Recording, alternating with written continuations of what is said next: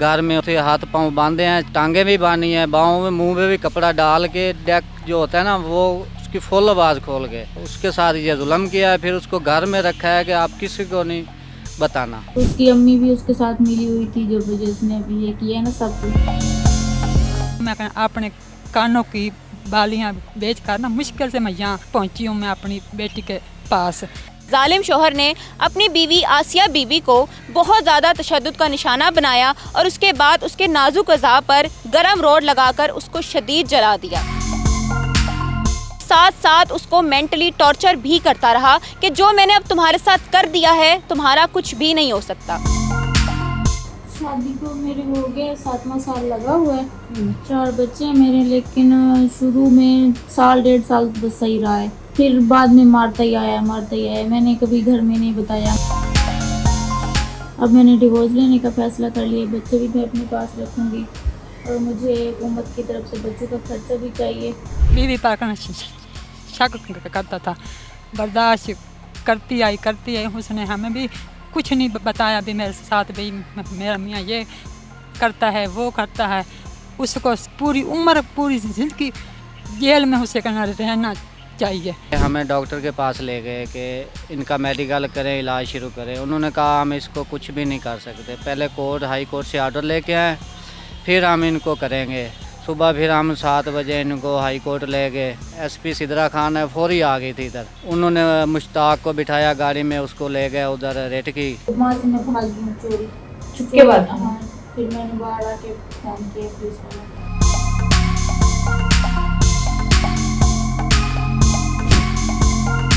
अस्सलाम वालेकुम नाजरीन, मैं हूँ वजीहा अब्बास और आप देख रहे हैं अपनी नौयत का वाहिद crime show lady crime reporter. नाजरीन, पुलिस हमारी मुहाफिज होती है। हमें जब भी कोई मुश्किल पेश आती है तो हम भागे हुए पुलिस की तरफ जाते हैं कि वो हमें इंसाफ देंगे, हमारी बात सुनेंगे। लेकिन अफसोस इस बात का है कि जब भी परेशान लोग अपना मसला लेकर पुलिस स्टेशन में जाते हैं तो आगे से पुलिस वालों का जो रवैया होता है, जो सलूक होता है, उसका अजाला आज तक मुमकिन नहीं हो सका। आज जो हम आपके लिए केस लाए हैं वो भी कुछ इस तरह का ही है, जहां पर एक जालिम शौहर ने अपनी बीवी आसिया बीबी को बहुत ज़्यादा तशद्दुद का निशाना बनाया और उसके बाद उसके नाजुक अज़ा पर गरम रोड लगाकर उसको शदीद जला दिया। इतना ही नहीं, उसके बाद उसको 4 दिन के लिए कमरे में बंद रखा और साथ साथ उसको मेंटली टॉर्चर भी करता रहा कि जो मैंने अब तुम्हारे साथ कर दिया है तुम्हारा कुछ भी नहीं हो सकता। नाज़रीन, ये वाक़या क्या है, ये किस तरह खौफनाक दास्तान पेश आई, चलिए मेरे साथ तहकीकात करते हैं। नाज़रीन, इस वक्त मैं आसिया बीवी के साथ मौजूद हूँ जिसके शोहर ने उसके ऊपर इतना जुल्म ढाया। आइए उससे बात करते हैं कि उस दिन क्या हुआ था। आसिया, मुझे बताओ कि आपका शोहर आपको कब से मार रहा था और आपकी शादी कब हुई थी? शादी को मेरे हो गए 7वां साल लगा हुआ है, 4 बच्चे हैं मेरे, लेकिन शुरू में साल 1.5 साल बस सही रहा है, फिर बाद में मारता ही आया। मैंने कभी घर में नहीं बताया अम्मी अब्बू, क्योंकि वो इतने बूढ़े हैं, गरीब इंसान। मैंने उनको नहीं बताया, बस चुपचाप मैं सहती हुई, लेकिन एंड पे उसने आके हाथी कर दी है। अब मैंने डिवोर्स लेने का फैसला कर लिया, बच्चे भी मैं अपने पास रखूँगी और मुझे हुकूमत की तरफ से बच्चों का खर्चा भी चाहिए, तो बच्चे भी मैंने अपने पास रखने हैं और मुझे इंसाफ चाहिए। कभी आप नाराज़ होकर घर आई या कभी तो अम्मी अब्बू को बताया होगा कि मुझे बहुत ज़्यादा मारा है, मेरे पर बहुत जुल्म कर रहे हैं? से मिलने तो मैं अम्मी अब्बू को जाती थी, लेकिन ऐसी बातें मैंने अम्मी अब्बू को नहीं बताई। अच्छा आसिया, जिस दिन आपके साथ ये सानिया हुआ है उस दिन एक्चुअल में क्या हुआ था? उस दिन किस बात से लड़ाई हुई थी? क्यों उसने मारना शुरू किया था? शक करता था। किस बात पे शक करता था? मतलब कहता कि यार दूसरे मर्दों के साथ तुम्हारा अफेयर है, ये वो। अच्छा, फिर उसकी अम्मी भी उसके साथ मिली हुई थी, जो जिसने अभी ये किया है ना सब कुछ, उसकी अम्मी भी साथ मिली हुई थी उसके। आपके साथ उसकी पहली शादी है या दूसरी? दूसरी। तो पहली बीवी के होते हुए आपसे क्यों शादी की थी उसने? बच्चे नहीं थे ना पहली बीवी से, तो फिर बच्चों की वजह से मुझसे शादी। अच्छा, उस दिन जब उसने आपके साथ ये जुल्म कर दिया उसके बाद आप घर फोन किया तो कौन हॉस्पिटल लेके गया? मैं 4-5 दिन वहाँ बंद रही, ये सब उसने किया, लेकिन घर में उसने दवाइयाँ वगैरह की, लेकिन अंदर भी जख्म हो गया था, तो अंदर वाला तो नहीं ना सही हो रहा था घर वाली दवाइयों से, क्योंकि जो घर डॉक्टर लेके आता था उनको तो नहीं ना पता था कि उनको नहीं बताया हाँ कि इसको जलाया गया, या फिर वो उनको बस यही बताया गया कि इसको दर्द का इंजेक्शन लगा दो बस। उसको यही बताया गया। मैं 4-5 दिन वहाँ रही हूँ, तो वहाँ से मैं भागी हूँ चोरी छुप के बाद? हाँ, फिर मैंने बाहर आके फ़ोन किया पुलिस वालों को, फिर इस तरह आगे आके पता नहीं, फिर हॉस्पिटल पहुँचे इस तरह। अच्छा, आपके बच्चे कहाँ हैं इस वक्त? बच्चे अब थाने में हैं। थाने में हैं। हाँ। तो बच्चों को भी मारता होता था? नहीं, बच्चों की वजह से शादी की है। बच्चों के साथ तो ठीक रहता था, बच्चे तो उससे बहुत प्यारे हैं। आप आला हुकाम को, आईजी पंजाब को, वज़ीर आला पंजाब को कोई पैगाम देना चाहेंगी? यही मेरी रिक्वेस्ट कि मुझे मेरे बच्चे भी चाहिए और इंसाफ मुझे मिला जाए, और मुझे बच्चों का खर्चा भी चाहिए। अच्छा, क्योंकि मेरी अम्मी बहुत गरीब है, उन्होंने मेरा इलाज मतलब यहाँ पे तो अब मेहरबानी है उनकी कि डॉक्टर भी बहुत अच्छे मिले हैं, पुलिस वालों की तरफ सब कुछ हो रहा है।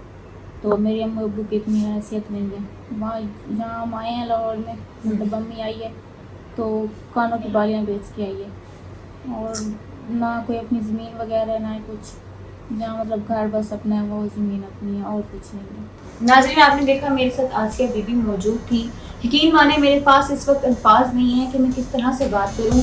मियाँ बीवी का रिश्ता अल्लाह ताला ने बहुत ही मजबूत और सबसे बड़ा बनाया है।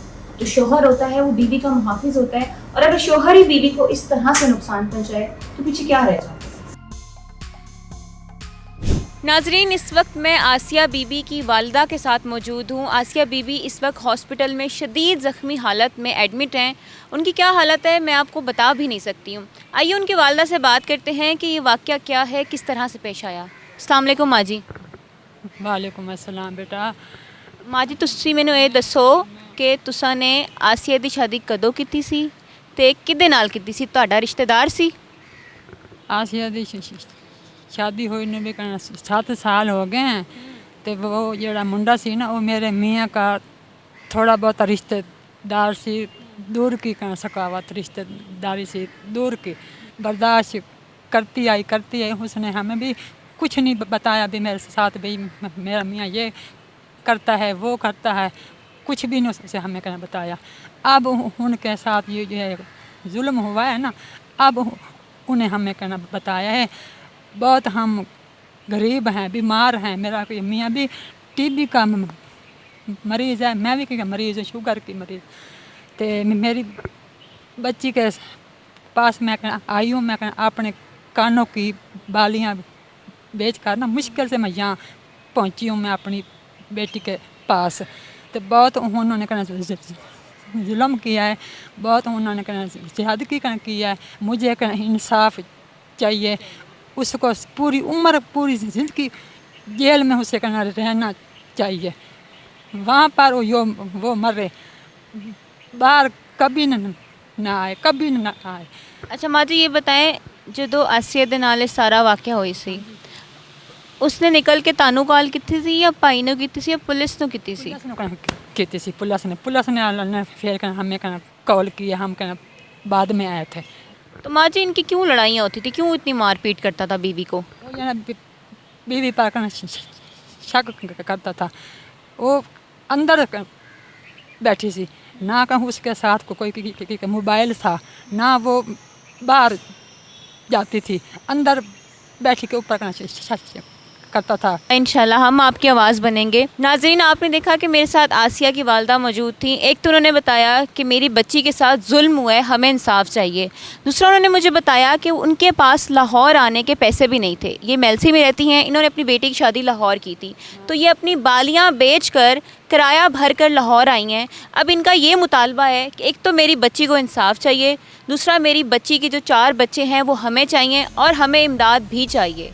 जो गवर्नमेंट है वो हमारी मदद करे, हमें पैसे दे, हम बहुत ज़्यादा गरीब हैं। नाजरीन, मेरे साथ इस वक्त आसिया बीबी के भाई मौजूद हैं। आइए उनसे बात करते हैं कि वाक़या किस तरह से पेश आया। अस्सलाम वालेकुम। वालेकुम सलाम। क्या नाम है आपका? इरशाद। अच्छा इरशाद, मुझे बताएं कि किस दिन का वाक़या है और ये किस तरह से पेश आया, फिर किस तरह से आसिया ने पुलिस से रब्ता किया, सब कहानी बताएं। ये हमें ना जुम्मे वाले दिन तकरीबन 3 बजे हमें कॉल आई थी शमशानी पेन में जो चौकी है ना, वहाँ से कि ऐसा जो एसपी ने फ़ोन किया था एक मुलाजिम ने कि आपकी वो आसिया बीबी कौन है। दूसरा भाई है मेरा मुश्ताक, उसने कहा था वो हमारी बच्ची है। तो उन्होंने कहा किधर है? उसने कहा अपने शौहर के पास है, वो अपने घर में है। तो फिर उन्होंने बताया कि आप ना इधर आ जाएं चौकी पे, वो हमारे पास है, ज़ख्मी हालत में है। तो फिर हम उधर पहुँचे 3-4 बजे के करीब। तो उधर देखा तो उन्होंने ना उधर रखा हुआ था उनको, उन्होंने हमारी FIR लिख के ना तो हमें भेज दिया कि आप जिना हॉस्पिटल चले जाएं, आप मेडिकल कराएं इनका, फिर उसके बाद पर्चा करेंगे। हम फिर इधर आ गए, तकरीबन 4-1 बजे इधर पहुंच गए थे जुम्मे वाले दिन। फिर जुम्मे वाले दिन शाम 4 बजे से लेकर ना 7 बजे तक हमें किसी ने देखा तिकर नहीं। डॉक्टर आता था, कहता था नहीं पुलिस केस है। फिर वो हेल्प का यूनिट बना हुआ है उधर, उन्होंने डॉक्टर बना के हमें डॉक्टर के पास ले गए कि इनका मेडिकल करें, इलाज शुरू करें। उन्होंने कहा हम इसको कुछ भी नहीं कर सकते, पहले हाई कोर्ट से ऑर्डर लेके आए, फिर हम इनको करेंगे। फिर हम उसको ना ऐसे ही ज़ख्मी हालत में उधर ले गए। मैं शहजान फैक्ट्री पे काम करता हूँ, फर्नीचर मार्केट। तो उधर एक कज़न है, उधर उसको रात को सारी रात लिटाया बिठाया तकलीफ़ की हालत में।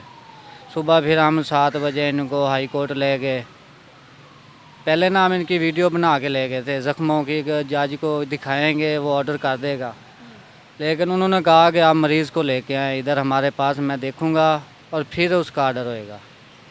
फिर हम इधर आए, हमें उधर ही 12 बज गए थे। मरीज़ को किसी टाइम इधर इधर घुमाते घुमाते हाँ ऐसे रक्षों पे, एम्बुलेंस पे भी नहीं। तो उधर से करा के हम आए, उन्होंने खुद ही हमें कहा कि आप गंगाराम हॉस्पिटल चले जाएं, उधर आपका मेडिकल भी हो जाएगा, इलाज भी सही होगा। जब हम उधर लेके गए, उधर उनको बताया, उन्होंने कहा नहीं भाई आप इसको वापस ले जाएं। तो वापस फिर हमने उनको कहा कि आप कर दें, आपकी मेहरबानी। उन्होंने कहा नहीं।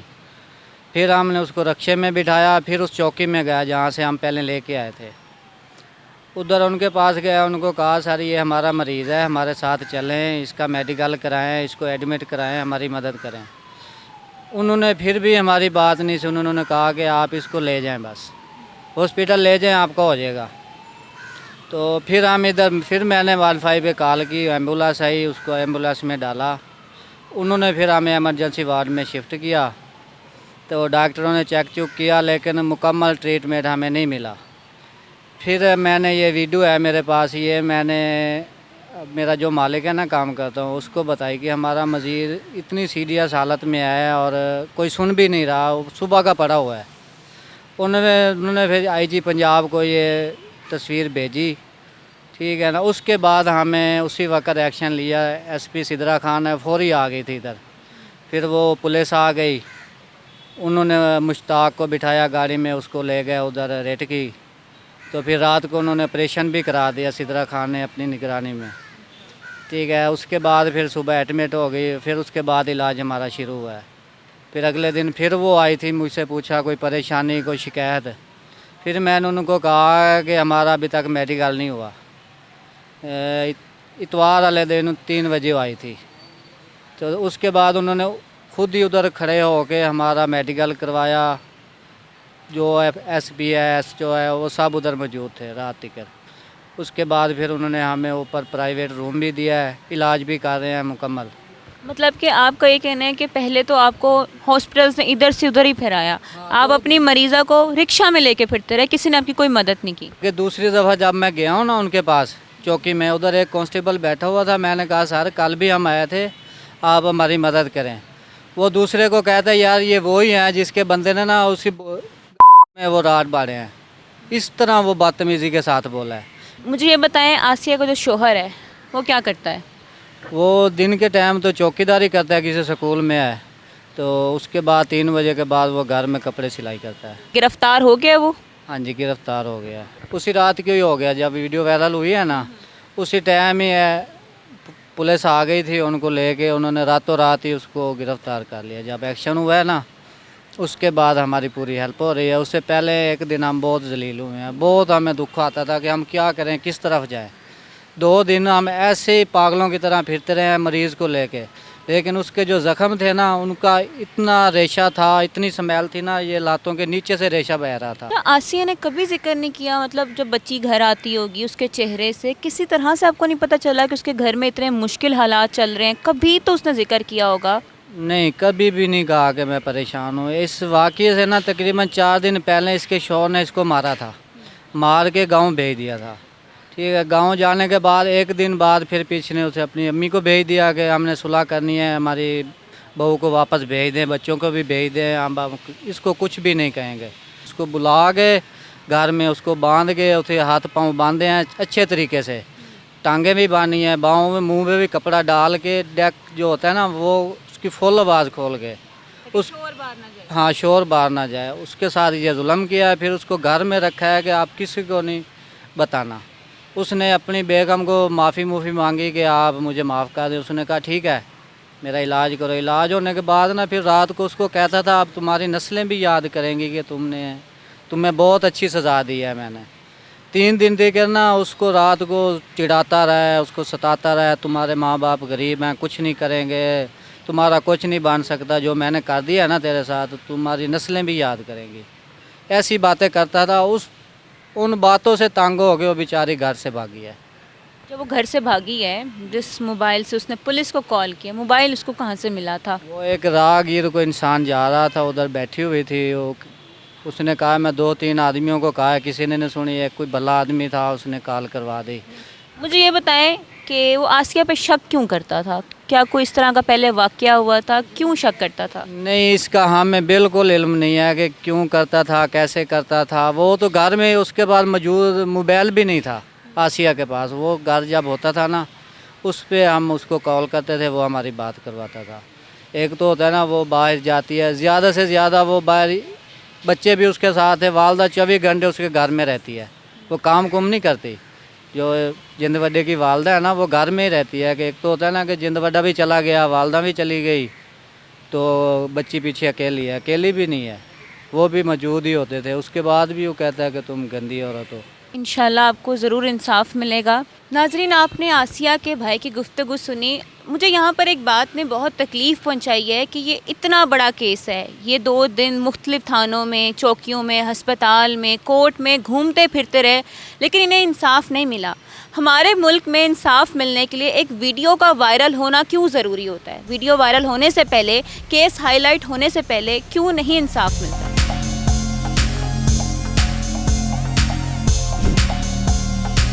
नाजरीन, आपने आसिया बीबी की वालदा की ज़ुबानी भी सुन ली, उसके भाई इरशाद और हत्ता तक कि आसिया बीबी की ज़ुबानी भी सुन ली। किस तरह ये लोग 2 रोज़ तक इंसाफ के लिए कभी किसी थाने में, तो कभी किसी कचहरी में, तो कभी किसी हस्पताल में भागते रहे। हत्ता कि इन बेचारों को एम्बुलेंस तक फराहम नहीं की गई। इतनी सीरियस मरीज़ा रिक्शे में कभी कहीं तो कभी कहीं सफ़र कर रही थी। एक तो पुलिस वाले इनके साथ ताउन नहीं कर रहे थे, उसके साथ साथ इनको गलत अल्फाज से इनसे बात भी कर रहे थे, इनका मजाक भी उड़ा रहे थे। नाज़रीन, मैं यहाँ पर एक ही बात कहना चाहूँगी कि अगर आप चाहते हैं आप लोगों को इंसाफ मिले या आपका मामला हल हो, तो पुलिस स्टेशन में जाने से पहले आप लोग अपनी वीडियो सोशल मीडिया पर वायरल करें, तब भी आला हुकाम की आंखों से पर्दा उठेगा और आप लोगों को इंसाफ मिलेगा। मुझे यानी कि वजीहा अब्बास को लेडी क्राइम रिपोर्टर के अगले एपिसोड तक इजाज़त दीजिए। अल्लाह हाफ़िज़।